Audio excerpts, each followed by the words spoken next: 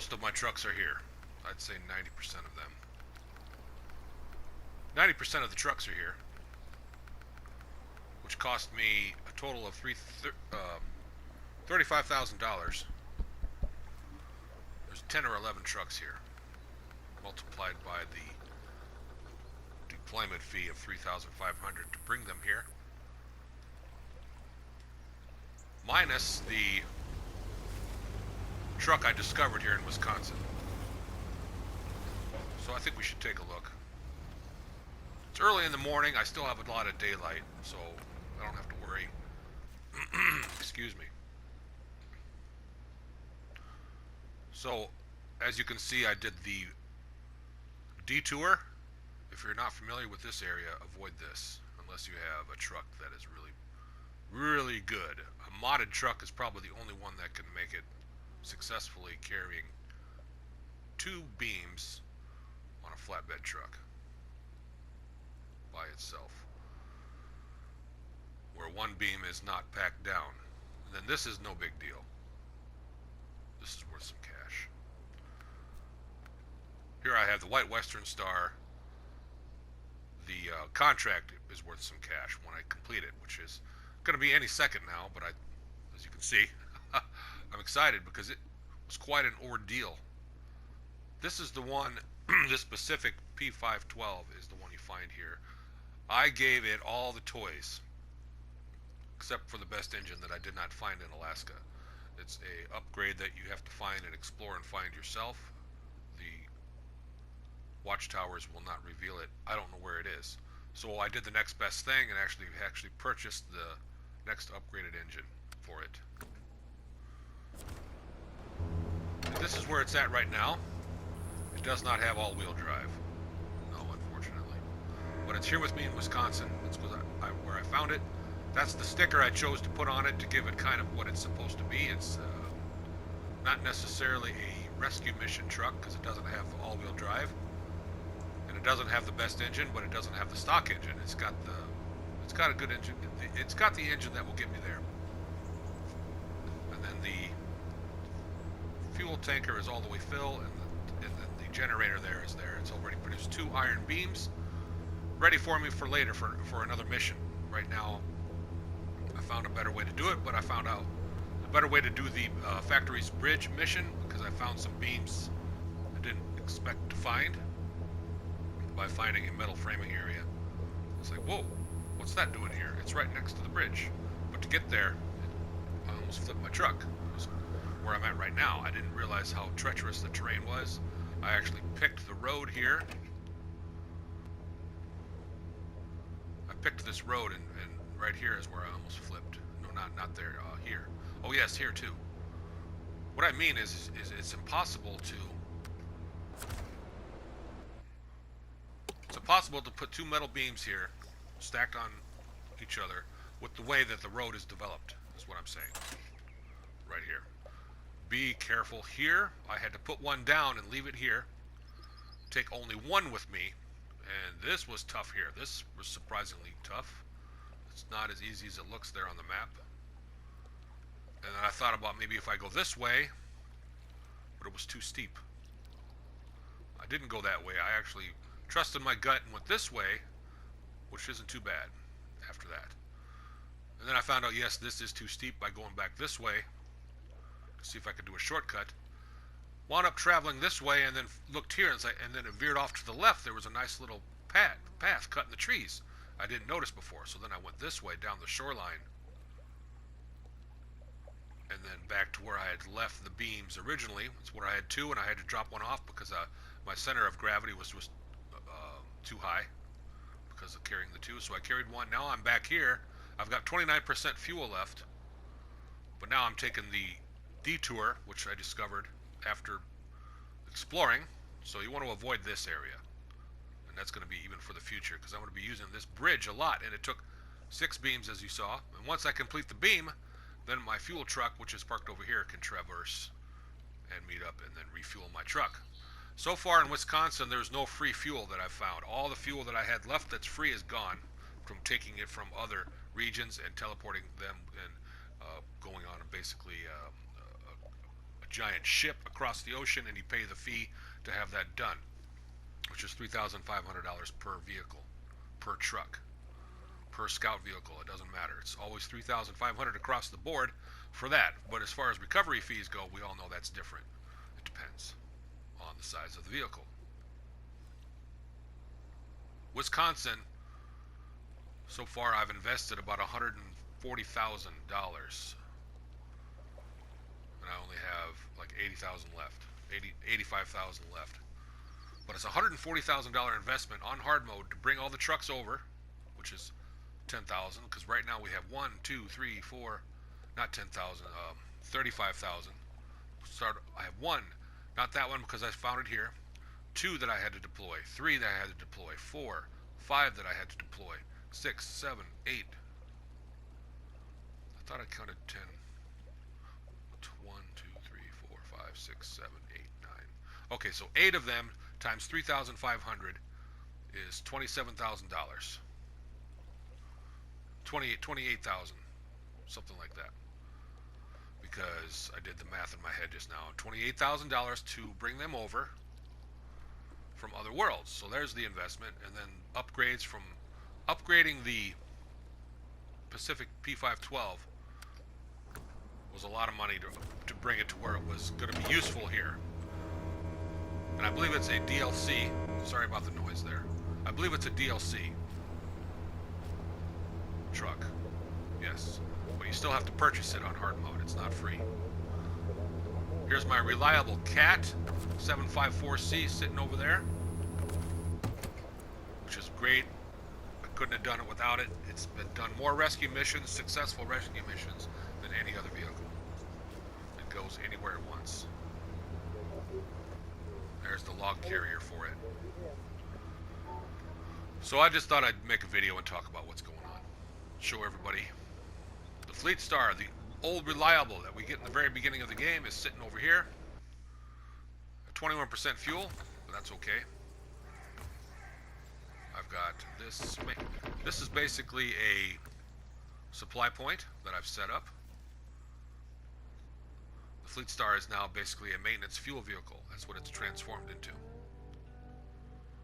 As you can see, I've fixed this bridge, which is required. Now this sawmill, for some reason, has no wood,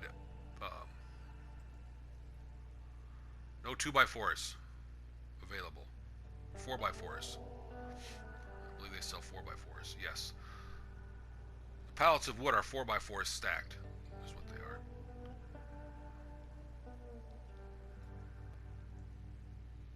The fuel is very expensive.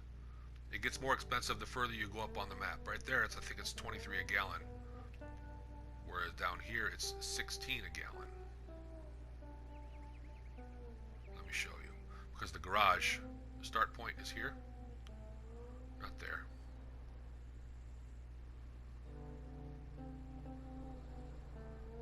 It's easy to get turned around. Here's the garage.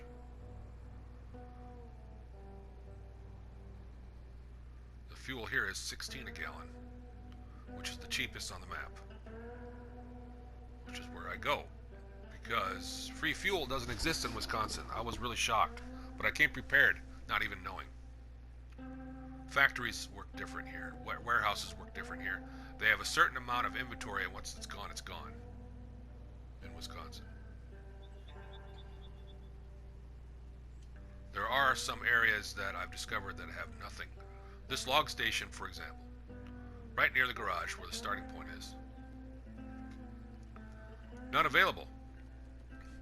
There's nothing there, and I know I haven't used it yet. But I need to go check to see, maybe is it a permanent one? I think there are some spots in Wisconsin where they're permanent. This one has only 6 medium logs left. And by the way, you need 3 to equal 1, so that's only 2 loads worth. I found that out. Because I haven't really done logging yet. I thought it was 6 total loads, but no, it takes 3 logs to make 1 load. Here, this one is drained. I've already drained it of all medium logs and all long logs. That's what's different about Wisconsin. Here's brick framing. Haven't used it yet. It's got 2 bricks. That's it. Once they're gone, they're gone. As far as I know. Maybe they regenerate later. I don't know. Here, we have a storage area, which I'm heading to next with my Tega. which I'll show in a second, my Tega truck. There's 3 loads of long logs, 3 loads of medium logs. No, I'm sorry, 2. 2 times 3 is 6. If the reason that is because if you do it manually with a crane, you load 3 logs and then you hit the pack cargo and it turns into a bunch of logs by magic. So it doesn't make it monotonous when loading logs, because there's a fee of 150 per load, which I've been paying because I don't have a truck yet to do that. The Kodiak would have been nice, but I was forced to sell it early in the game because I ran out of money. Didn't want to, but I got to that point. It was either do that or restart the game. The Kodiak would have been perfect for that. Maybe I'll rebuy it back from the store or find something else. I could always use the Pacific P512 DLC, but we'll get to that in a minute. I wanted to show next the other truck that is... We already saw the Caterpillar, the GMC, the Step, the Dan, the Tega. We'll look at the Dan too. Logging truck.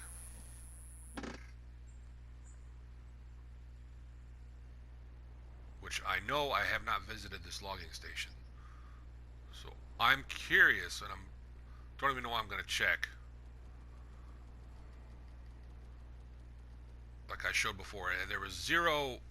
Nope, I'm not going to waste the fuel. On hard mode, you got to start making decisions that wherever you go, fuel's being burned.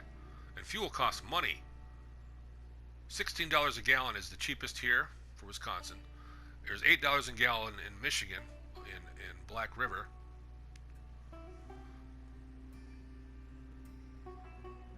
Alaska is not expensive, is around the same. There's parts in Russia where it's $30 a gallon. So anywhere I plan to go has to be done in steps. Missions and tasks and contracts that I do are done while I'm there. Sometimes I'm doing 5 at the same time. Right now I'm doing like 3 or 4 at the same time, including rescue missions. I am doing the mission. No contests yet. I did try Cliffhanger once. We'll get to that later. I'm doing Factory's Bridge, of course, as everybody sees. And I'm also doing a mainline quest called... right here. Contribution to the farm restoration. I've already got 2 wooden planks taken care of. The long logs are going to be used by the Tega, which I already showed where it is. It's on its way. So as my trucks circle, they basically gravitate around the fuel supply.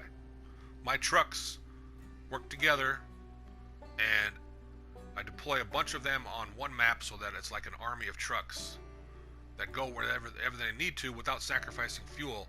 No free roaming, random free roaming and exploring on hard mode. No test driving vehicles on hard mode to see whether or not you want them. We don't have that luxury. Whereas on regular mode, you can go wherever you want because fuel's free. Everywhere you go, fuel is free. Recovery fees are free. Everything's free. On hard mode, it's a completely different game. It's more hardcore, of course, and it's more roleplay. There's no teleporting to a garage once you find the upgrade you want because it costs no money. You find the upgrade you want on regular mode out in the middle of nowhere, and then you're like, okay, I found it, now what? Nope, just hit the recovery, it's free, teleport to the garage, back, now go do some more exploring. On hard mode, now you got to drive back to where you came from, because the recovery fee costs more than the fuel costs. You got to think about that. What if it's not? What if the recovery fee is actually less than what if the fuel costs to get back where you came from to continue on? And that's making sure you take care of what you take care of while you're next to it. All missions done on hard mode are done in the vicinity that they're in. Sometimes you have to stop one mission and then start it up. Chisel away at it a little bit. Chisel away at it a little bit. In other words, add a little bit to the contract mission agenda. And then once you're done with that, you're like, okay, where can I go next? Well, not burning too much fuel and making sure every time I burn a gallon of gas, it's going toward making money. No, Unfortunately, there's no really way to free roam until maybe you've completed the entire map. You've got a lot of fuel left. For example, I can do that in Michigan right now. I do have enough fuel left in Michigan with my Chevy CK1500. I've got like 1,400 gallons left after completing pretty much everything in Michigan. Now I can use that to explore the entire map and find the upgrades that cannot be found with watchtowers. That'll be my plan. That's going to be fun because it's the only truck left in Michigan. Plus, I do have the retained P16 though in the garage in Smithfield Dam, spelled capital D-A-M, in Michigan, retained there, so I could deploy it for free because it's the same place where I retained it. But the P16 outlives its usefulness unless I want to use it for logging or pulling a fuel tanker, the one with the trailer attachment. So I don't like to sell vehicles. I don't like to do it. It's the last thing I always do. I've only sold maybe 3 vehicles, and that's been forced selling. So let's continue on. It's now almost 1 p.m. in the game. I want to get back to completing this bridge mission so everybody can watch the animation, and then that will pretty much wrap this video up, because then I don't want to make it, excuse me, I don't want to make the video too long. Pardon. Here we are. So I hope you've enjoyed this video. Stay tuned for this exciting, what do you call it? What's a good word? Celebration. It's always fun to watch the bridge animation. It sounds like a beverage being poured into a glass mug. Whether it be root beer or whatever favorite beverage you may choose, is what it sounds like. It sounds like root beer being poured into a mug. I need to shift into low and differential lock on to make it up this part. Sitting at 22 gallons, wow. But that's okay. This is not a long way to travel. Look how much the fuel is being chewed into. This is with the White Western Star. That's the name of the truck. You can see right there.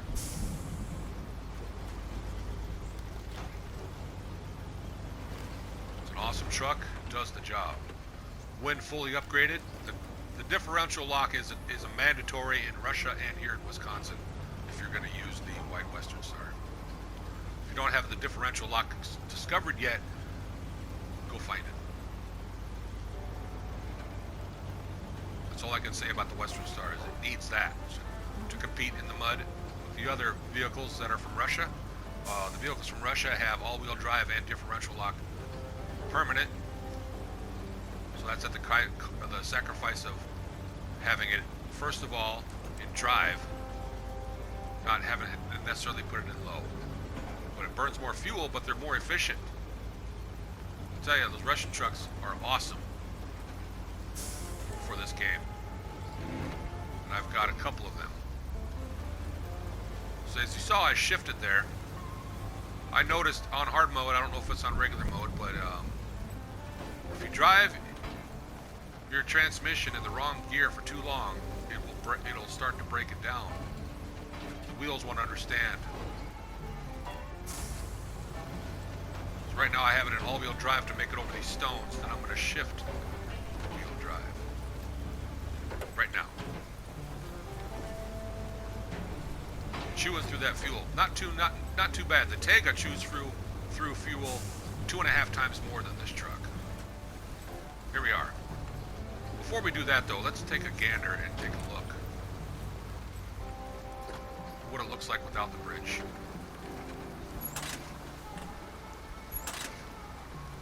Here we are. This is as far as I can zoom out. In the settings menu, I have it turned up to maximum.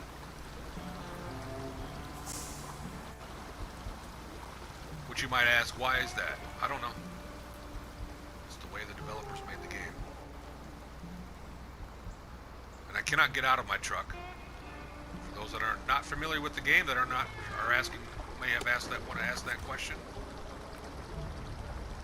You don't get out of your truck. You don't open the door and actually get out. The winch, for example, it's just assumed that your character gets out and does it. It's a pretty cool superpower. It's kind of like we have a Spider-Man ability. We can shoot out wind, shooting out winches. I'll show you on the way back. Let's complete this. And to do the winch, you have to have the... There's one. You just hit the triangle button. Boom. It's kind of like having a superpower. Spider-Man. It's the universe that is SnowRunner. We can teleport to different vehicles at random. I mean, not random. At our choosing.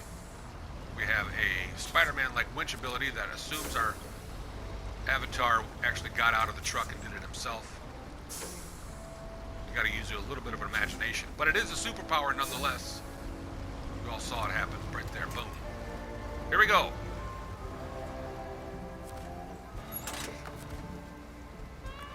We're gonna do it now. Now listen, this is gonna turn your TV up or your device up. This sounds like root beer being poured into a glass mug.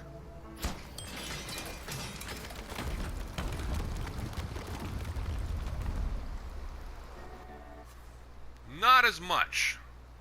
Actually, the wooden bridges sound like it. The metal ones do not. Whatever. Sorry about that if I disappointed you. Wow, look at my profile balance now.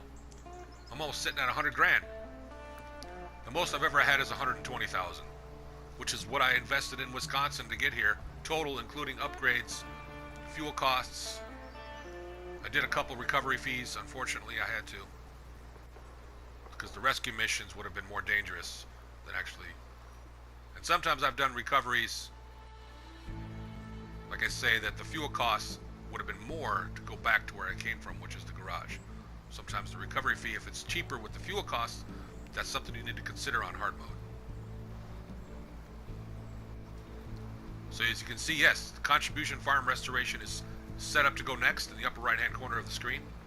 As you see, deliver to the farm, long logs ×2, which is actually 6 logs at the log station, which converts to 2 loads. That's for crane purposes, which actually saves money over time, which I haven't done yet. I just haven't got a log crane yet. But if I wanted to actually do the next region that I do, I'm definitely going to invest first into a log crane before I do anything. For example, if we go to the world map, I already have 2 scouts ready to look around. It's Moore. They haven't done hardly any exploring, but I'm going to invest in a log crane here because I'm sure, oh, look at that, 4 different regions. I'm sure there's going to be a lot of logging missions that I can do. So, but I didn't invest one in Wisconsin yet because, frankly, I didn't know much about logging. Wisconsin has introduced it to me. I wish Michigan had a tutorial for logging. Michigan would be best, so that we could also do it in Alaska, because I avoided logging in Michigan and Alaska just because how the game is set up, it's not really geared towards steering the player to do logging. First of all, because some of the descriptions are kind of confusing. For example, in Michigan, there's a short trailer log which everybody's introduced to, but we don't find out about short logs until we go to Wisconsin. In Michigan, there are no short logs, so that steered me away from actually wanting to do that. So there needs to be a little bit more explanation with logging in Michigan to introduce players to it. Because if you don't do logging while you're there, don't go back and do it, because the risk is not worth the reward on hard mode, okay? On the regular mode, go ahead, because there's no deployment fees. On hard mode, I did the math. You're only gonna, if you do everything right in Michigan after, I'm talking about if you go back. Because now that I've missed the opportunity to do logging in Michigan, I thought, well, what if I want to go do it now with what I've got? Well, the investment is, first of all, you need 3 trucks. You need 1 for the fuel, 1 for the crane, and 1 to actually do the logging. And then the one that carries the fuel can also do the other aspect of logging. If you take a fuel tanker with you, one that with the P16, for example, would be able to do that. So that's, and then to go back to where you came from, that's $7,000 per vehicle that you have to consider doing the math. So with 3 vehicles, that becomes to 21,000, and then you got to think about the fuel costs, which hopefully you still have enough fuel that it's free, which I do. And then you have to reinvest into the logging trailer for long logs, because you can't take trailers with you on the hard mode, and you can't sell them. So that means you have to reinvest into the long log trailer attachment, which is another $14,000 rounded down. I think it's like 14,100. So you take 21,000 and 14,000. That's $35,000 investment just to go into and start logging, no matter where you go. And that's not including the very beginnings of the purchases for the vehicles, which is 8,000 for the Cat 45 745C. I'm sorry, the Cat 745C is a $8,000 investment for logging, ridge logging trailer. The P16 is a $6,000 investment, and the Tega is also a $6,000 investment just for the attachment, which can go with it anywhere it goes. Attachment to the truck, not including the trailers that are purchased from the trailer store. And the Cat 745C is recommended because you save a lot more money. The Cat 745C is the Cat, let me slow down. The Cat 754C is mandatory on hard mode for doing medium logs. To do any other truck is stupid because you're having to reinvest into the medium log trailer, unless you can find it in the area that it's in, and most of the time, not all the time, but it's very rare to find a short log trailer that the game will let you use, or even a long log trailer attachment either. So that would be nice if they gave them to us like at random points around the map that we could find them, but currently that doesn't exist for the medium logs and the long log attachments. I'm talking about those, not the ones you buy from the actual garage. So it's $35,000 per region to retain and deploy your log vehicles to the region you're going to go to once you finish the region you're in, which logically makes sense. $35,000 right there. Trust me, I've done this. I've thought about this a long time. You can trust me when I say the math that I'm coming from. To break it down, you'll have to. I'll break it down one more time. The truck that does the medium logs and the long logs, and the truck that carries the fuel. 3 trucks, $3,500 a piece. Twice, I say twice, 3,500 times 2, which is $7,000 a piece. And I say that is because eventually you're going to take it with you somewhere else, and it also gives room for error. For example, if you need to do a rescue mission or deploy it somewhere else and get like something, you never know. Deployment fees show up out of nowhere. Maybe you'll need an extra truck somewhere. So there's a little bit of a cushion there of like $10,000, including extra fuel costs, recovery fees, rescue missions, burn fuel. And then it's a $55,000 investment right out of the gate for getting into logging in the first place. And in Michigan, I did the math. The payouts on Michigan is $60,000, like $62,000 total, which leaves you only with a $7,000 profit if you go back to Michigan. So I thought, nope, it's not worth going back to Michigan. But if you stay in Michigan, you're actually saving yourself $35,000. Your profit then turns into $42,000. So if I was to redo this game and restart from scratch again, I would do Michigan again first for logging. I'm talking about logging before deploying my vehicles somewhere else, because now it's too late. I only have 1 vehicle left in Michigan because I'm done with Michigan. I did all the main missions. I've covered the actual objectives for that region. All 3 of them checkmarked green. They're done.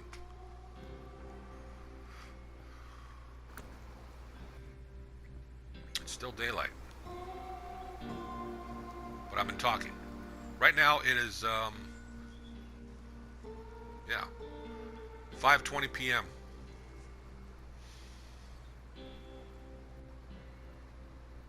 So if you stay in Michigan, you're going to make a $42,000 profit if you do logging and stay there. Then take your logging vehicles that you chose, and now start to deploy them, retain them, and deploy them, to the regions you want. So you got to do it in that order. You don't want to double back and deploy twice. Go to Michigan, which I already deployed once. It just turns into where it's not worth it. You start running into debt. Logging is not profitable if you make mistakes. It's very easy to make mistakes. That's the problem. Logging doesn't pay out enough to where it's too easy to make mistakes that you didn't intend to make, because there's just not enough money involved. The logging payouts need to be a lot more.